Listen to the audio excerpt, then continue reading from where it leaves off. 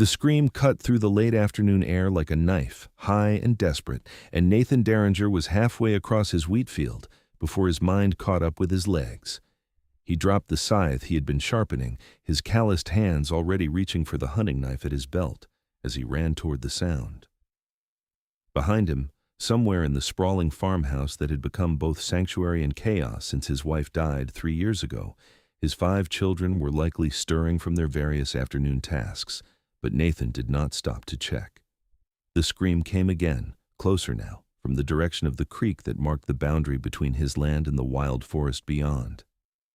Nathan crashed through the tall grass at the field's edge, his boots splashing into the shallow water of the creek bed, and froze at the sight before him.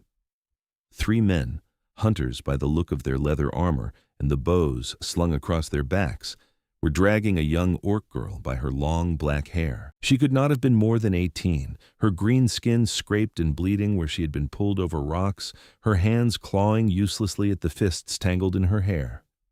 One of her small tusks was chipped, fresh blood running from her split lip, and her simple cloth dress was torn at the shoulder. The men were laughing, their voices carrying crude suggestions about what they might do with their catch before they turned her over to the garrison for bounty. Nathan did not think, did not consider that 3 armed men might be more than one farmer could handle, did not weigh the danger to himself or what his children would do without him. He saw only a child being brutalized, and his body moved with the certainty of a man who had made similar calculations 1,000 times before, back when he wore different colors and answered to different names. "Let her go. Let her go." His voice came out flat and cold, the tone he had not used since he left the King's Rangers 7 years ago to marry sweet Sarah and build this farm from nothing. The tone that said negotiation was not on the table. The 3 men stopped, turning to look at him with expressions that shifted from surprise to amusement. The one holding the orc girl's hair was broad-shouldered and scarred, clearly the leader. He grinned, showing yellowed teeth. "This doesn't concern you, farmer. Just securing a monster for bounty. Move along." I said let her go. Nathan took 3 steps forward, closing half the distance between them. His hand had not left his knife, though he had not drawn it yet. "Last chance." The second man, lean and wiry with a crossbow at his hip, laughed. "You threatening us over an orc? You addled in the head, old man? These things killed my brother in the border raids last spring." "She is a child," Nathan said, his eyes never leaving the leader, "and you are dragging her by her hair like an animal.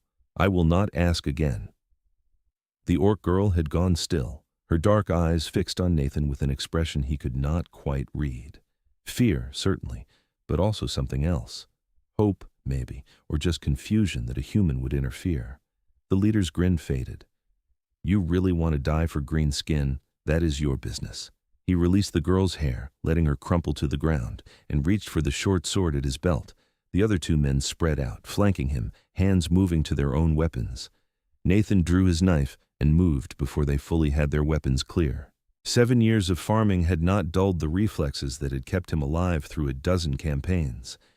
He stepped inside the leader's guard as the man's sword came up, drove his shoulder into the bigger man's chest, and brought his knee up hard between the hunter's legs. The leader went down with a wheeze, and Nathan spun, catching the wiry man's descending club on his forearm, feeling the impact shudder through his bones but ignoring it. He slammed the pommel of his knife into the man's temple, and the hunter staggered back, dazed. The third man, younger than the others and clearly less experienced, hesitated just long enough for Nathan to close the distance. Nathan swept the young hunter's legs out from under him, planting him face first in the creek with a splash. Before any of them could recover, Nathan had the leader's sword in his free hand, the tip pointed at the scarred man's throat. "Get up," Nathan said quietly. "Take your friends. Leave my land. If I see any of you near my property again, I will not be so gentle." The leader stared up at him, rage and humiliation warring in his expression, but he must have seen something in Nathan's eyes that convinced him this was not a fight he would win. He climbed slowly to his feet, helped the wiry man up, and together they hauled the younger hunter out of the creek. "You have made a mistake, farmer," the leader spat. "Protecting monsters. The magistrate will hear about this." "Tell him whatever you like," Nathan said, "but you will do it from somewhere else." The 3 men retreated, the leader pausing once to look back at the orc girl with naked hatred before they disappeared into the forest. Nathan waited until he could no longer hear their footsteps, then let out a long breath and dropped the sword. His arm throbbed where he had blocked the club, and he would have a spectacular bruise by morning, but nothing felt broken. He turned to find the orc girl still on the ground, watching him with wide eyes. Up close, she looked even younger, her face still holding some of the softness of adolescence despite the sharp angles of her features. Her hair was a tangled mess, and the scrapes on her arms and legs were bleeding steadily, but she seemed whole otherwise. "Can you stand?" Nathan asked, keeping his voice gentle and his hands visible. He had seen enough frightened creatures, human and otherwise, to know that sudden movements would only spook her further. She flinched at his words, but nodded slowly, pushing herself up on trembling arms. She made it to her knees before her legs gave out, and Nathan caught her by the elbow, steadying her. She jerked away from his touch as if burned, her breath coming fast, but she did not run. "Easy," Nathan said. "I am not going to hurt you. Those men are gone. You are safe now." "Why?" The word came out rough, her voice deeper than he had expected, carrying an accent he could not quite place. "Why did you help me?" Nathan considered the question, looking at this green-skinned girl who was watching him like he might transform into a threat at any moment, and found he did not have a simple answer. Because it was right. Because he had daughters, and the thought of anyone treating them that way made his blood boil.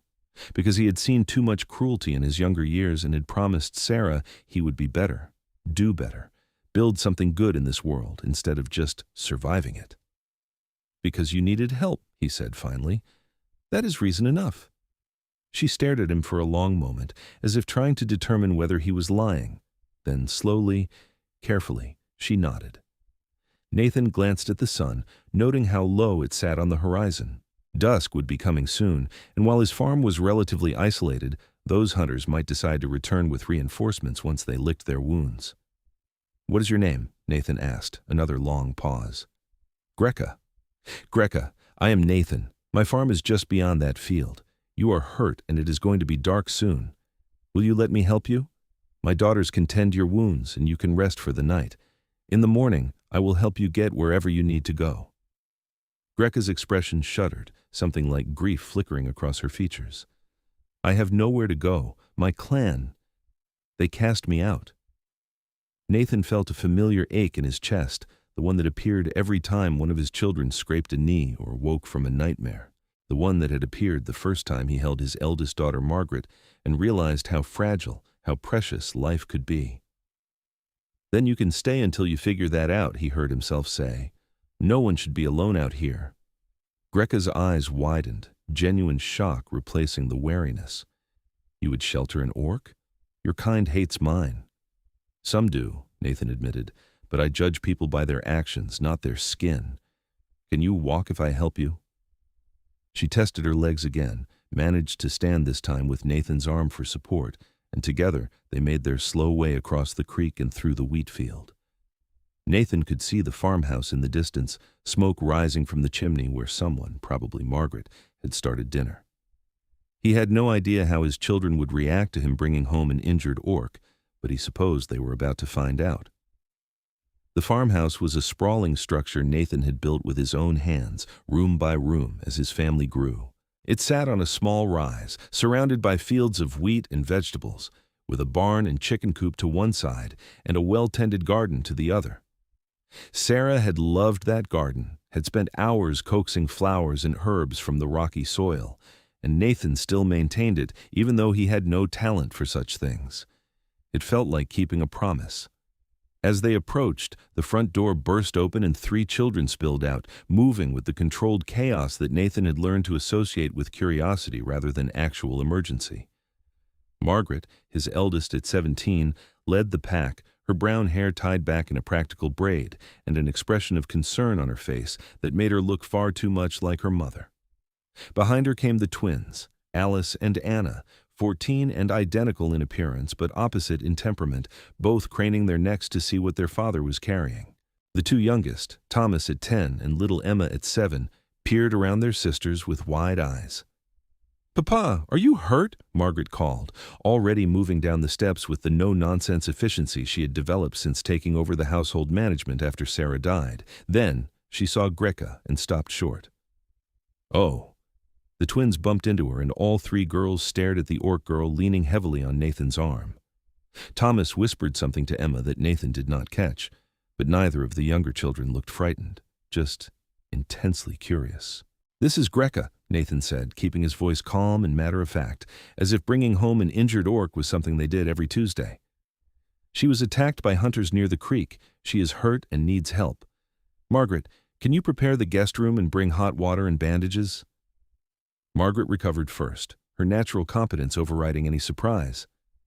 "Of course, Papa. Alice, help me with the water. Anna, check that the guest bed has clean linens." She paused, looking at Greka directly for the first time, and Nathan saw something shift in his daughter's expression, not fear, but sympathy. "You are safe here. We will take care of you." Greka seemed at a loss for words, her gaze moving from Margaret to the other children and back to Nathan, as if she could not quite believe what was happening. Thank you." The next hour passed in a flurry of activity. Nathan helped Greka into the guest room, a small but comfortable space on the ground floor that had once been his study before the children took over every available surface in the house. Margaret and Alice arrived with hot water and clean cloths, while Anna brought one of Sarah's old nightgowns and a quilt that smelled of lavender from the chest where they stored winter bedding. Nathan excused himself, knowing his daughters would be more effective at tending wounds than he would, and went to check on Thomas and Emma, who he found in the kitchen attempting to add extra vegetables to the stew Margaret had started. "Is she going to eat us?" Emma asked with the blunt curiosity of a 7-year-old, holding a carrot up to the light as if inspecting it for flaws. "No, sweetheart. She is just a person, like us. She is scared and hurt, and we are going to help her feel safe." Thomas, who at 10 was beginning to think himself quite grown up, nodded seriously. "Like when Papa helped that trader who got bit by the snake last summer. He stayed in the guest room, too." "Exactly like that," Nathan confirmed, ruffling his son's hair. "Greka is our guest, and we treat guests with kindness and respect. Understood?" Both children nodded, and Nathan left them to their cooking, trusting that whatever they added to the stew would at least be edible. He found Margaret in the hallway outside the guest room, wiping her hands on her apron with a troubled expression. "How is she?" Nathan asked quietly. "Scraped up badly, and I think her ribs might be bruised, but nothing broken that I can tell. She is terrified, Papa. She flinches every time we touch her, like she expects us to hurt her." Margaret looked up at him, her blue eyes, so like Sarah's, filled with a compassion that made Nathan's heart ache with pride. "What happened to her?" Nathan told her, keeping his voice low so it would not carry into the guest room. Margaret's expression grew darker as he described the hunters and their intentions, and by the time he finished, her hands were clenched into fists. "Monsters!" she hissed. "Those men are the monsters, not her." "I agree," Nathan said, "but not everyone will see it that way. Those hunters might cause trouble, might tell stories in town. We need to be prepared for that." Margaret met his gaze steadily. "Let them talk. We are doing what is right." Nathan pulled his daughter into a brief, fierce hug, grateful beyond words for her strength and her good heart. "Your mother would be proud of you," he said softly, and felt Margaret's arms tighten around him in response. Dinner that night was a strange affair. Greka emerged from the guest room wearing Sarah's old nightgown, which was a bit short on her but fit well enough, her hair still damp from washing and her wounds freshly bandaged. She moved slowly, clearly in pain, and hesitated in the doorway of the kitchen as if unsure whether she was truly welcome. Margaret waved her to a seat at the long wooden table Nathan had built when they first moved to the farm, and Alice immediately ladled stew into a bowl for her. The children were on their best behavior, which meant Thomas only asked 3 questions about whether orcs really could eat rocks, and Emma only stared for the first 10 minutes before remembering her manners. Anna kept glancing at Greka with poorly concealed fascination, while Alice chattered about the chickens in the garden and the new calf in the barn, seemingly unfazed by their unusual guest. Margaret kept a watchful eye on everyone, ready to intervene if things became awkward, but it proved unnecessary. Greka ate slowly, as if she could not quite believe the food was real or that no one would take it away. Nathan watched her from the corner of his eye, noting how her hands trembled slightly when she reached for the bread, how she kept her gaze mostly on her bowl, as if afraid to look too long at any of them. When Emma asked her if she liked stew, Greka nodded and managed a small smile that made the little girl beam with pleasure. After dinner, Margaret herded the younger children upstairs for bed while Alice and Anna cleared the table. Nathan found Greka standing by the window in the main room, looking out at the darkened fields with an expression he could not read. "How are you feeling?" he asked, keeping his distance so as not to crowd her. "Better," she said after a moment. "Your daughters are kind. I did not expect—" "Kindness from humans?" Nathan finished when she trailed off. Greka turned to look at him, her dark eyes searching his face. "My clan always said humans were cruel, that they would kill orcs on sight, that there was no mercy in them. But you saved me. Your family welcomed me. I do not understand." Nathan considered his words carefully. "There is cruelty in every people, human and orc alike, but there is also kindness, if you know where to look for it. I will not pretend that everyone will treat you as we have. Many humans fear orcs or hate them for old grievances, but that does not mean you deserve to be dragged through the dirt by your hair or hunted like an animal. My clan cast me out because I showed mercy to a human child," Greka said quietly, her gaze returning to the window. "We raided a settlement on the border. It was meant to be quick, take supplies and leave, but one of the warriors found a little girl hiding in a root cellar. He was going to kill her. I could not let him. I knocked him away, told the child to run. The elders said I was a traitor to my people, that I had dishonored the clan. They took my belongings, marked me as outcast, and left me in the forest to die." Nathan felt rage kindle in his chest, hot and fierce, but he kept it from his voice. "How long ago?" 3 days. I've been wandering, trying to find shelter or food.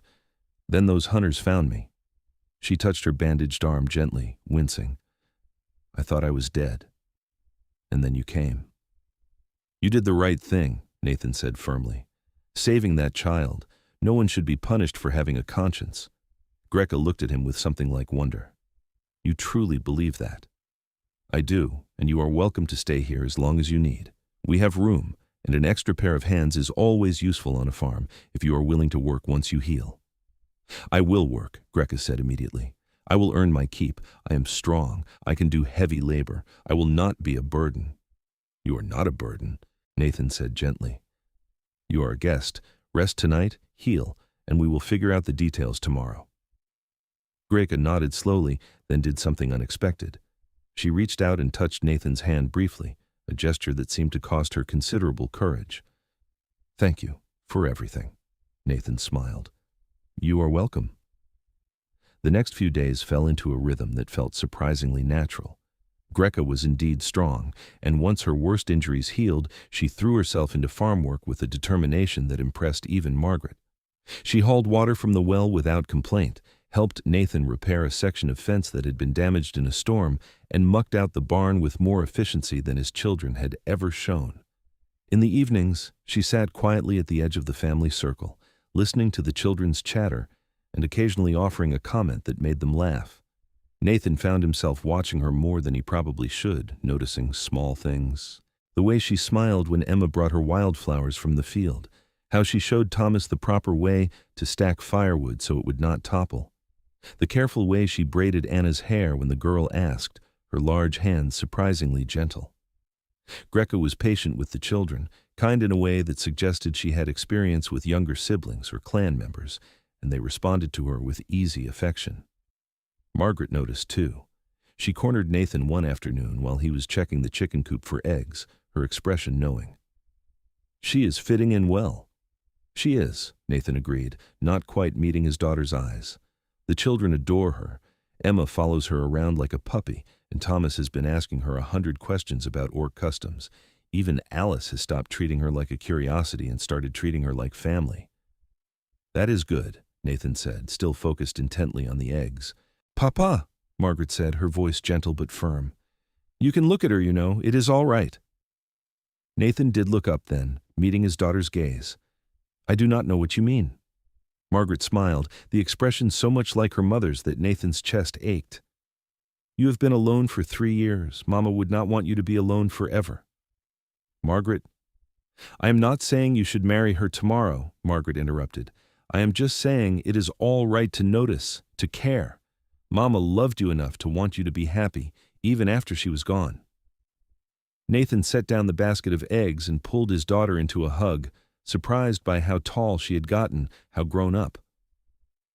When did you become so wise? I had a good teacher, Margaret said, hugging him back. Just think about it, Papa, that's all I ask. That conversation stayed with Nathan as summer deepened into early autumn. He found himself seeking out Greka's company, asking her opinion on crop rotation and barn repairs, listening to her stories about growing up in an orc clan on the edge of the wilderness. She told him about learning to hunt with her father, about the songs her mother sang while weaving, about the complex honor codes that governed clan relationships. Her voice carried a wistfulness when she spoke of these things, a longing for a home she could never return to. In turn, Nathan told her about his life before the farm, about his years as a ranger tracking bandits and protecting settlements on the frontier, about meeting Sarah in a village he was assigned to guard, falling in love with her laugh and her fierce kindness, and deciding that he wanted to build something lasting instead of just fighting to preserve what existed. He told her about the children, each one a gift he had never expected to receive, and about Sarah's death from fever, the way it had shattered his world into before and after. Greka listened with an intensity that suggested she understood loss, that she recognized the shape of grief in his words. You loved her very much, she said one evening, as they sat on the porch watching the sun set over the wheat fields. I did, Nathan said. I still do. But Margaret is right that Sarah would not have wanted me to stop living. She always said life was too short to waste on anything but love and work that mattered. She sounds like she was wonderful. She was. Nathan paused, gathering his courage, and added quietly, You would have liked each other, I think. Greka turned to look at him, her expression unreadable in the fading light. I hope I would have been worthy of her friendship. You are worthy of far more than you give yourself credit for, Nathan said, and meant it with every fiber of his being. The moment stretched between them, fragile and charged with something Nathan could not quite name. Then Emma's voice called from inside, asking for help with her bedtime story, and the spell broke. Greka smiled and rose, offering Nathan her hand to help him up, and they went inside together. Trouble came on a bright morning in early autumn, when the wheat was ready for harvest, and the air carried the first hint of coming cold. Nathan was in the barn showing Thomas how to sharpen a scythe when he heard horses in the yard. He stepped outside to find the magistrate, a pinch-faced man named Aldrich, sitting astride a bay gelding, flanked by 2 town guards in their formal tabards. Behind them, looking smug and vindictive, were the 3 hunters from the creek. Nathan Derringer, Magistrate Aldrich called, his voice carrying the self-important tone of a small man given moderate authority. I have received a complaint that you are harboring a dangerous orc on your property. Is this true? Nathan felt his jaw tighten, but he kept his voice level. I am giving shelter to a young woman who was attacked on my land. If that is a crime, you had best arrest half the frontier for showing basic hospitality. An orc is not a woman, it is a creature, the scarred hunter spat. A monster that does not deserve human protection. Funny, Nathan said, his tone turning cold, because when I found this so-called monster, 3 armed men were dragging her by the hair and discussing what they might do to her. Who were the monsters in that scenario? Do you think? Aldrich held up a hand before the hunter could respond. These men claim you attacked them without provocation to defend an orc. That is a serious accusation. These men were assaulting a defenseless girl on my property, Nathan countered. I had every right to defend her and to remove them from my land. If they wish to press charges for the injuries they sustained, I will happily explain to a judge exactly what they were doing when I intervened. The magistrate shifted uncomfortably in his saddle, clearly not expecting Nathan to call his bluff. The law on the frontier was often murky when it came to interspecies conflicts, but Nathan knew enough to understand that 3 armed men attacking an unarmed girl, orc or not, would not reflect well on anyone, especially not on the magistrate who sanctioned it. Be that as it may, Aldrich said stiffly, the law requires that I investigate. I must see this orc and determine if she poses a threat to the community." Nathan was about to argue when the farmhouse door opened and Greka stepped out, Margaret at her side. Greka had dressed in one of Sarah's old work dresses, hemmed to fit her, and her hair was tied back in a simple braid. She looked calm despite the armed men in the yard, her chin lifted with a dignity that made Nathan's heart clench. "I am Greka," she said, her voice clear and steady. "I pose no threat to anyone. Nathan Derringer saved my life and offered me shelter when I had nowhere else to go. If that is a crime, then punish him, not his family. But know that I will leave peacefully if that is what you require." "You will do no such thing," Nathan said firmly, moving to stand beside her. "This is my land, and you are my guest. Magistrate, you have seen her. Does she look dangerous to you?" Aldrich studied Greka with narrowed eyes, clearly trying to reconcile the composed young woman before him with the monstrous savage the hunters had described. "She is an orc. Her people have raided settlements, killed humans." "Her people cast her out for saving a human child," Nathan interrupted. "She is no raider. She is a refugee, and I am offering her sanctuary. Last I checked, that was not illegal." The scarred hunter urged his horse forward, his face twisted with rage. "You are a traitor to your own kind, Derringer, sleeping under the same roof as that green-skinned filth. It is unnatural." Nathan took a step toward the hunter, his hand dropping to his knife, and something in his expression must have been truly dangerous, because both guards shifted nervously. "Speak of her that way again," Nathan said quietly, "and I will finish what I started at the creek." "Enough," Aldrich snapped, his horse dancing sideways as the tension in the yard ratcheted higher. "Nathan Derringer, you are playing a dangerous game. I cannot force you to turn her out, not without cause, but I warn you that sheltering an orc will bring consequences. Your neighbors will not be understanding." "My neighbors are welcome to mind their own business," Nathan said. "As are you, magistrate. Unless you have actual legal grounds to remove Greka from my property, I suggest you leave." Aldrich's face flushed an ugly red, but he jerked his horse's head around and gestured sharply to the guards. The three hunters followed, the scarred one shooting Nathan a look of pure venom as they departed. Nathan watched until they disappeared down the road, then turned to find Greka watching him with something like awe. "You did not have to do that," she said quietly. "You have put yourself and your family at risk for me." "I did what was right," Nathan said, "and I meant what I told the magistrate. You are my guest, and you are under my protection.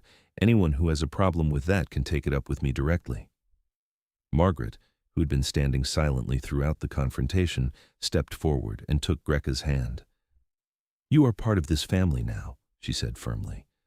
"Papa does not say things he does not mean. If he says you are under his protection, then you are." The other children, who had been watching from the windows, spilled out of the house in a tumble of agreement. Emma latched onto Greka's leg, declaring that anyone who wanted to take Greka away would have to go through her first, a pronouncement that would have been more impressive if she were not still in her nightgown. Thomas nodded seriously, offering to help stand guard. Alice and Anna flanked Greka like twin sentinels, their usually cheerful faces set in identical expressions of determination. Nathan watched Greka's face as she looked around at his children, saw the moment when her composure finally cracked, and tears spilled down her green cheeks.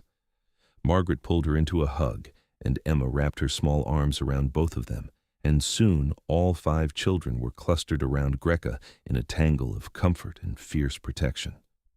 Over their heads, Greka's eyes met Nathan's, and the gratitude and something deeper, something Nathan was not quite ready to name, in her gaze made his breath catch. He nodded once, a silent promise that he would keep her safe, no matter what it cost, and Greka nodded back. The harvest came, and with it a grueling few weeks of dawn to dusk labor. Nathan had hired workers in previous years to help with the cutting and bundling, but this year he found he did not need them.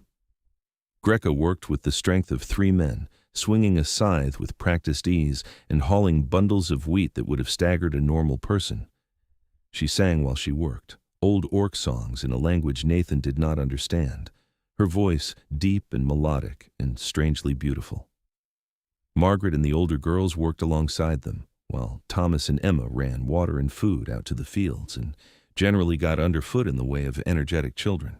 By the time they finished, the barn was full to bursting with wheat ready to be threshed and sold, and Nathan calculated that they would have enough to not only cover the winter, but also make repairs to the house and perhaps even expand the chicken coop. They celebrated with a feast, Margaret and Greka preparing a meal that featured both human and orc recipes, a fusion that produced some interesting results. The spiced roots Greka roasted were a particular hit with Thomas, while Emma declared the honey cakes Margaret made were better than anything Greka's clan had ever produced, a statement that made Greka laugh until tears ran down her face. After dinner, as the children played a complicated game involving string and counting rhymes that Nathan could never quite follow, he found himself on the porch again with Greka. The air was crisp with the promise of winter, and overhead the stars blazed with a clarity that only frontier country could provide. "Thank you for helping with the harvest," Nathan said. "We could not have done it without you." "I wanted to help," Greka said. "You have given me a home when I had none. It is the least I could do." "Is that what this is?" Nathan asked softly. "A home?" Greka turned to look at him, her expression vulnerable in a way he had rarely seen.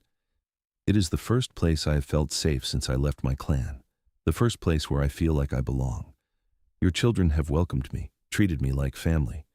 And you," she trailed off, seeming to struggle for words. "And me," Nathan prompted, his heart beating faster.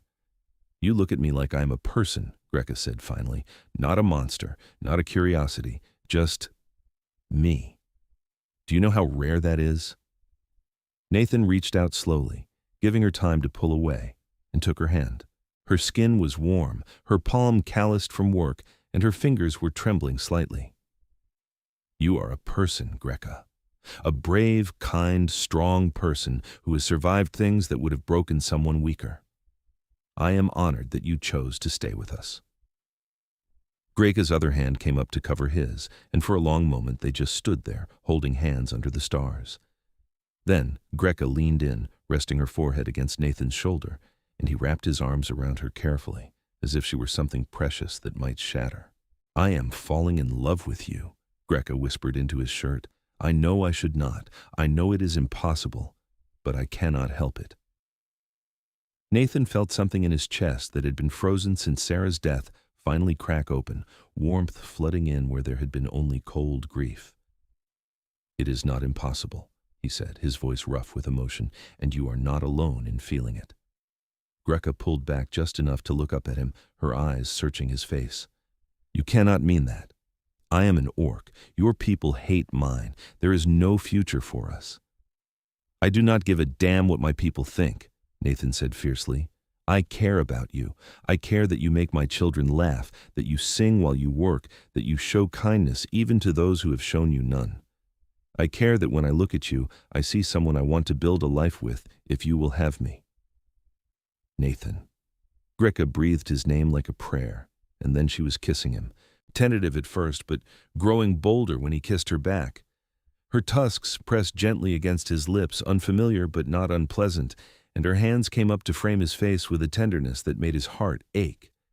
When they finally broke apart, both breathing hard, Nathan rested his forehead against hers and laughed quietly. "So I suppose this means you are staying?" "I am staying," Greka confirmed, smiling so wide her tusks gleamed in the starlight. "If you truly want me." "I want you," Nathan said, "for as long as you will have me." From inside the house came a squeal of delight, and they turned to find all 5 children pressed against the window, watching them with expressions ranging from Margaret's knowing smile to Emma's delighted bouncing. Nathan groaned, and Greka laughed, the sound bright and free and full of joy. "I think we have an audience," she said.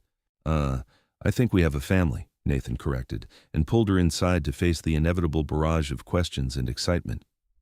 Winter came to the farm in a blanket of snow that turned the fields into a white expanse and kept the family mostly indoors. Nathan used the time to teach Greka to read, sitting with her at the kitchen table in the evenings while the children did their lessons nearby. She was a quick study, her mind sharp and hungry for knowledge, and she took to letters and numbers with the same determination she brought to everything else.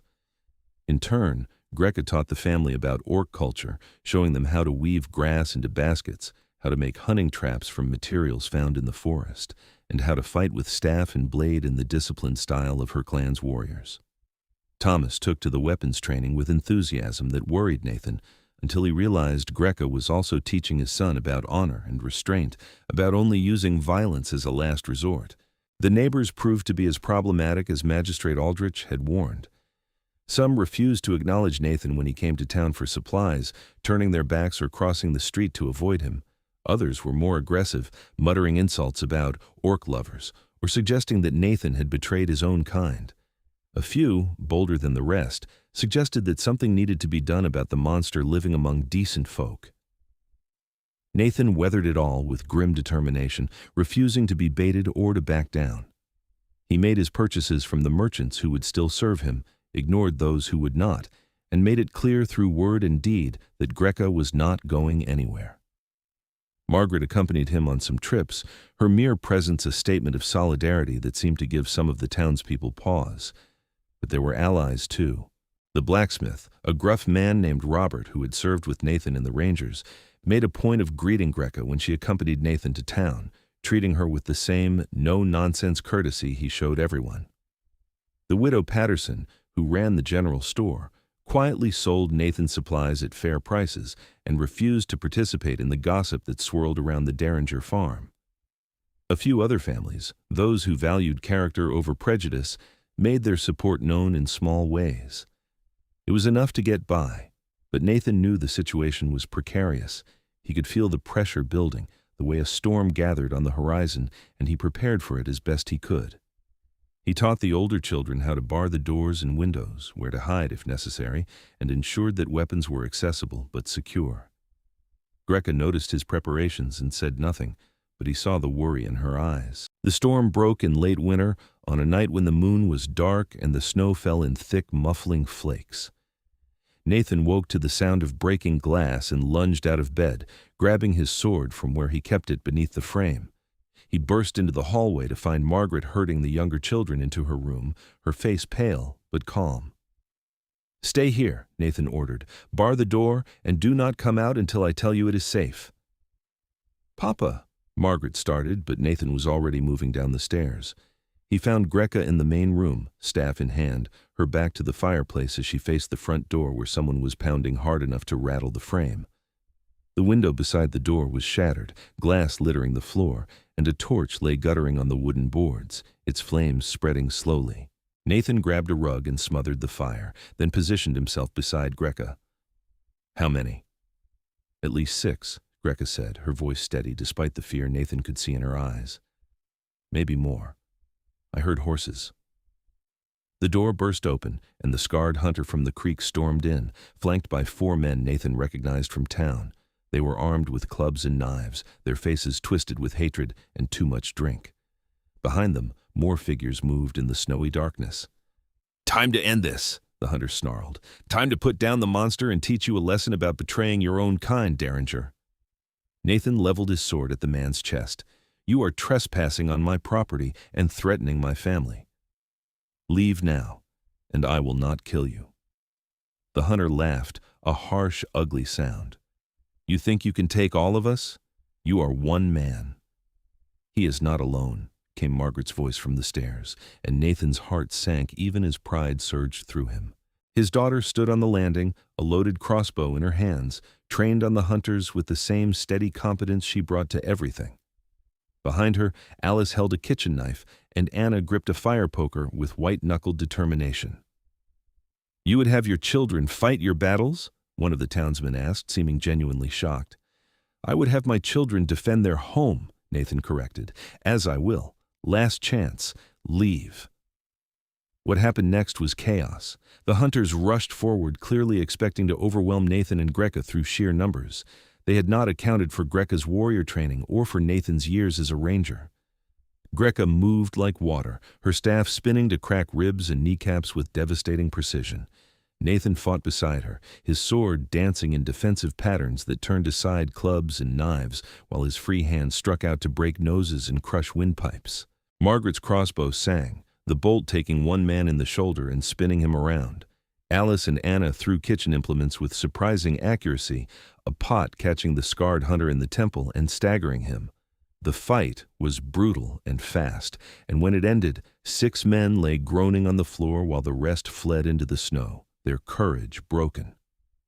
Nathan stood in the wreckage of his main room, breathing hard, blood running from a cut on his arm where a knife had gotten through his guard. Greka was beside him, her dress torn and her lips split again, but alive and whole. The children clustered on the stairs, Emma crying, and Thomas white-faced but trying to look brave. "Everyone all right?" Nathan called, checking each child with his eyes. "We are fine, Papa," Margaret said, lowering the crossbow with shaking hands. "Are you hurt?" "Nothing serious," Nathan assured her, though his arm throbbed and he suspected he would be bruised in a dozen places come morning. "Greka?" "I will live," Greka said, though she was favoring her left leg where someone had struck her. "Nathan, they will come back, and next time they will bring more men." Nathan knew she was right. He looked at the broken door, the shattered window, the groaning men on his floor, and made a decision. "Then we will not be here when they do. We leave tonight." "Leave?" Margaret's voice was small, frightened. "Leave the farm." "Just for a while," Nathan said, trying to sound reassuring, even as his own heart broke at the thought of abandoning the home he and Sarah had built.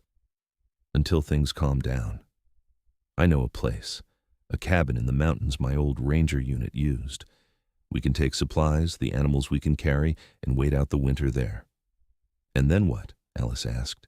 "We cannot hide forever." "No," Nathan agreed, "but we can survive the winter and figure out our next move in spring. Right now, the priority is keeping everyone safe." They worked through the night, packing what they could carry, loading the wagon with food and blankets and tools.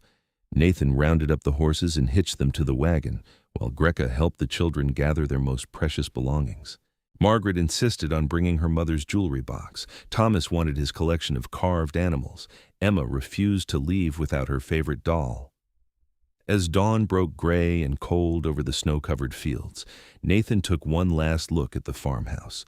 It stood solid and familiar, smoke still rising from the chimney, a testament to years of hard work and love. Leaving it felt like tearing out a piece of his soul, but he had no choice. His family's safety came first. They headed into the mountains as the sun climbed higher, following old trails Nathan remembered from his ranger days. The cabin was 3 days' hard travel, remote enough that they would not be easily found, but close enough to civilization that they could get supplies if needed.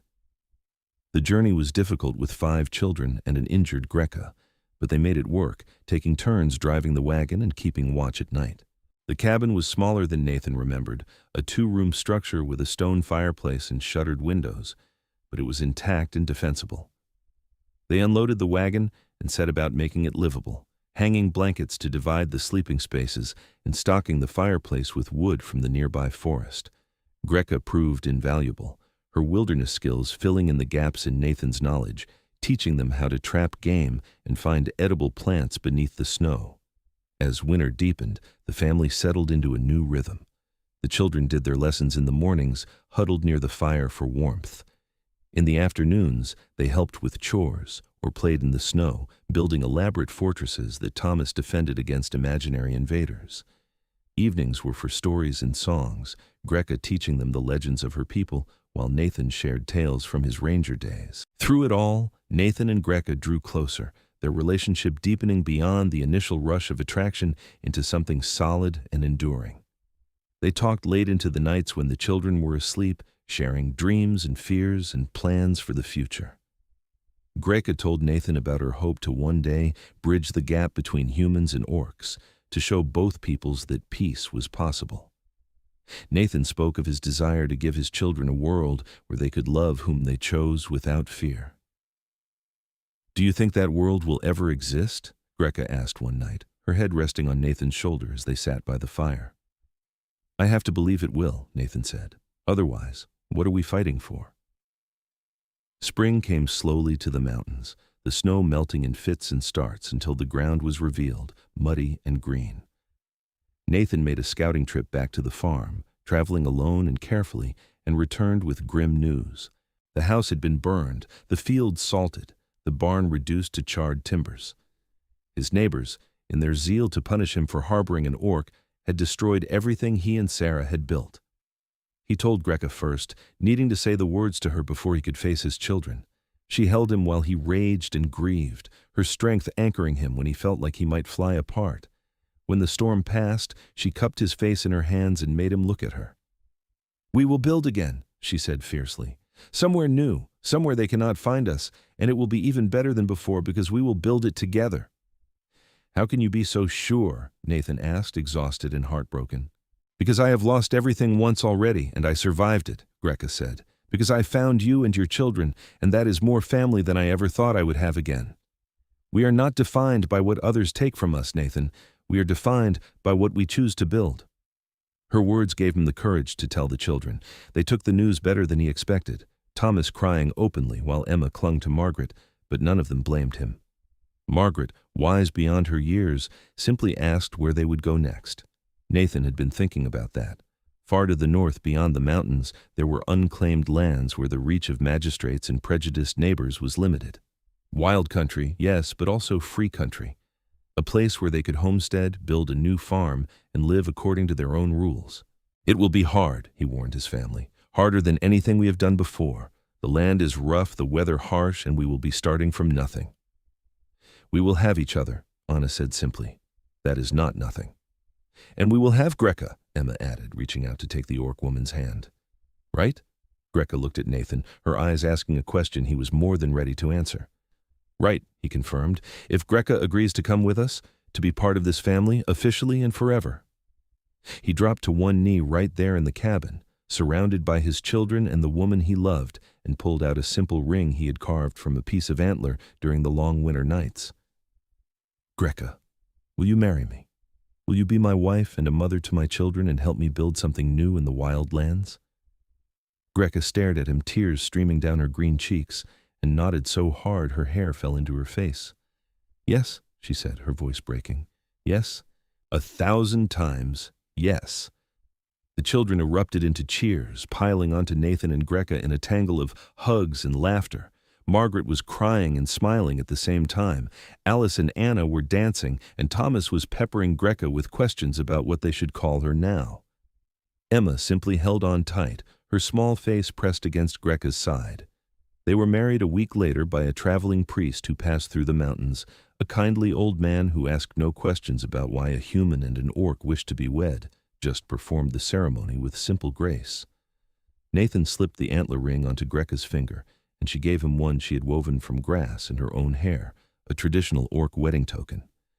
They spoke their vows surrounded by wildflowers and children, and when the priest pronounced them married, Nathan kissed his wife with joy that made his heart feel too big for his chest. The journey north took most of the summer, but they made good time despite the rough terrain. They traded along the way, Nathan's ranger skills and Greka's knowledge of wilderness survival making them valuable to the small settlements they passed. People were more accepting out here, where survival mattered more than prejudice, and while they got curious looks, no one tried to run them off. They found their land in a valley sheltered by mountains, with a river running through it and soil that Greka declared good for farming. There was forest nearby for lumber, meadows for grazing, and game trails that promised food for the table. It was perfect. Building the new homestead was backbreaking work, but they threw themselves into it with determination.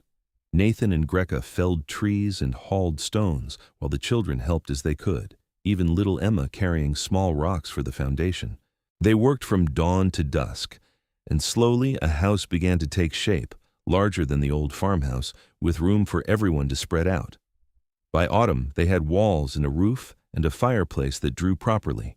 By winter, they had glass in the windows and a barn for the animals, and a chicken coop that Alice and Anna painted bright blue for reasons Nathan never quite understood. The fields were plowed and ready for spring planting, and the root cellar was stocked with enough food to see them through the cold months. On the first night they slept in the completed house, Nathan lay in bed with Greka curled against his side and listened to the sounds of his children settling into their rooms. Margaret was reading to the younger ones, her voice a soft murmur through the walls. Thomas was probably sneaking a book by candlelight, a habit Nathan pretended not to notice. The twins were whispering to each other, their secret language that no one else could quite decipher. "We did it," Greka whispered, her breath warm against Nathan's neck. "We built a home." "We did," Nathan agreed, marveling at the truth of it, "and it is even better than the first one."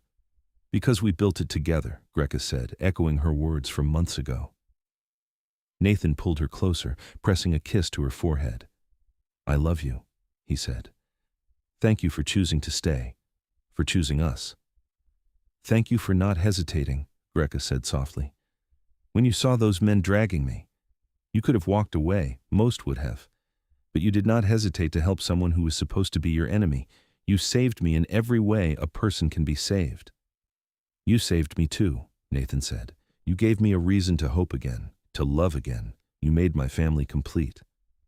They lay together in the darkness, holding each other close, and Nathan felt a peace he had not known since Sarah died. The past would always be part of him, the loss and the grief and the memories. But the future stretched out bright and full of promise. He had his children, healthy and happy. He had a wife he adored, who was strong and brave and kind. He had land and a home and purpose. The next spring brought their first harvest from the new fields, and it was abundant beyond Nathan's hopes. Word spread about the homestead, run by a human and an orc, and people came from surprising distances to see it for themselves. Some came with prejudice and left with changed minds after meeting Greka and seeing how she and Nathan worked together. Others came seeking refuge, mixed families or outcasts who had heard there was a place that did not judge. Nathan and Greka welcomed them all, and slowly a small community grew up around the valley. Robert the blacksmith moved his forge north, declaring he was too old to care what small-minded fools thought. Widow Patterson opened a trading post, cackling that there was more profit in frontier goods than town gossip. Other families followed, humans and orcs, and even a few who were both, creating a settlement that became known for its acceptance and its prosperity. Margaret grew into a formidable woman, taking over much of the farm management and proving to have an even better head for business than Nathan. She eventually married a quiet orc man from one of the neighboring homesteads, a partnership built on mutual respect and shared laughter. Thomas became a ranger like his father, using his position to protect the growing settlement and bridge gaps between human and orc communities. Alice and Anna opened a school, teaching children of both species together, while Emma grew up to be a healer, learning both human medicine and orc remedies. Nathan and Greka raised their blended family with love and laughter, and in time they had children of their own, half-orc babies who were beautiful and strong and perfect. The older children doted on their new siblings, and the house was always full of noise and activity and joy. Years passed, seasons turning in their endless cycle. Nathan's hair went gray, and Greka's strength mellowed but never faded. They grew old together, watching their family flourish and their community thrive. The valley became a beacon of hope, proof that different peoples could live together in harmony if they chose to see each other as people rather than enemies. On their 20th anniversary, Nathan and Greka stood on the porch of their home, looking out over fields worked by human and orc hands together, at children of both species playing without fear, at a future they had built from nothing but courage and love. "Do you ever regret it?" Nathan asked, taking Greka's hand. "Leaving your clan? Coming with me?" Greka smiled, her tusks gleaming in the sunset light, and squeezed his hand. "Not for a single moment. You gave me everything I never knew I wanted. A home, a family, a place where I belong. What about you? Do you regret choosing to help an orc girl being dragged by her hair?" Nathan pulled his wife close, kissing her with all the tenderness and passion of 2 decades together. "Never," he said against her lips. "You are the best decision I ever made. The day I did not hesitate to save you was the day my real life began." From inside the house came the sounds of their family gathering for dinner, voices calling for them to come in, and Nathan and Greka went together, hand in hand, into the warmth and light and love they had built together. The father of 5 who had not hesitated to save a stranger had found in that stranger his greatest joy, and together they had created something that would last long after they were gone. A legacy not of hatred or fear, but of courage and hope, and the transformative power of love that sees beyond surface differences to the person beneath. And in that valley, surrounded by family and friends, by fields and forests and a future full of promise, Nathan and Greka lived out their days in happiness that only grew deeper with each passing year, a testament to what could be built when someone chose not to look away from injustice, but to stand against it, no matter the cost.